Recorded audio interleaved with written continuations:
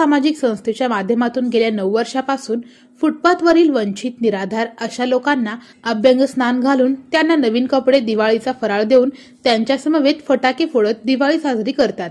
त्यांच्या या कार्यामुळे निराधारांच्या चेहऱ्यावर समाधानाने आनंद दिसतो। हे पाहिलं की आपण दिवाळी साजरी केल्याचे समाधान वाटते, असे मत वकील संतोष नावकर यांनी व्यक्त केले। साधारणपणे आपण बघतो की असा जेव्हा आपण कार्यक्रम आयोजित केला जातो, ते आयोजित करण्यामागे त्याची काही ना काही अपेक्षा असते, काहीतरी हेतू असतो। तर कुणीतरी भवानी पेठेत काही कार्यक्रम केला तर त्याला त्या भागातून नगरसेवकासाठी उभं राहायचं असतं, म्हणून असा काहीतरी विशिष्ट हेतू तो करत असतो। एखाद्या भागामध्ये कोणाला आमदार व्हायचं असतं, त्यासाठी तो प्रयत्न करत असतो। मी तर बघतो इथे कोणाचाच काही स्वार्थ नाही आहे, पण कोणाला काही फायदा नाही आहे, कोणी काही हे अगदी प्युअरली अगदी स्वच्छपणे सामाजिक काम आणि पुण्याचं काम म्हणून केलं जातं। मला खरंच आनंद झाला। सुधीर पाटील माझा 11वी 12वीचा क्लासमेट आहे आणि तो सुद्धा तुमच्या योजनेचा लाभ घेतो, यापेक्षा मोठा माझ्यासाठी आनंद आहे खरं तर। आणि या आपल्या सर्वांच्या या सगळ्या प्रयत्नामुळे आणि आत्तापर्यंत केलेल्या कामामुळे मला खरंच खूप भारावून गेलो आहे।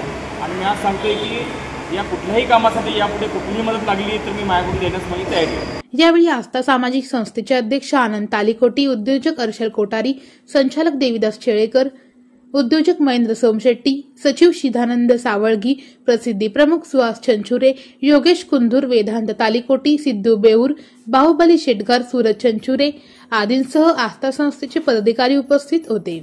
यावेळी भिक्षूंना अभ्यंग स्नान घालून त्यांना तेल, उटणं, साबण, नवीन कपडे, लाडू, चिवडा, शंकरपाळी, मिठाई बॉक्स, फटाके, फुलभाज्या, झाड व दिवाळीचा पदार्थ भेट देण्यात आला, तर 200 महिलांना साडी व फराळ वाटप करण्यात आले।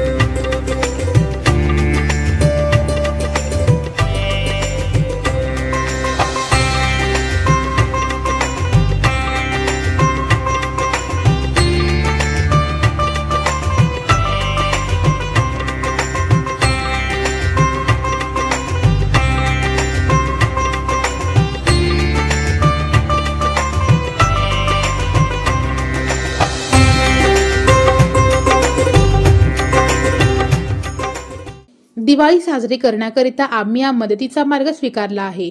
गेल्या 9 वर्षापासून हे कार्य अखंड सुरू आहे, असे अध्यक्ष आनंद तालीकोटी यांनी म्हणाले।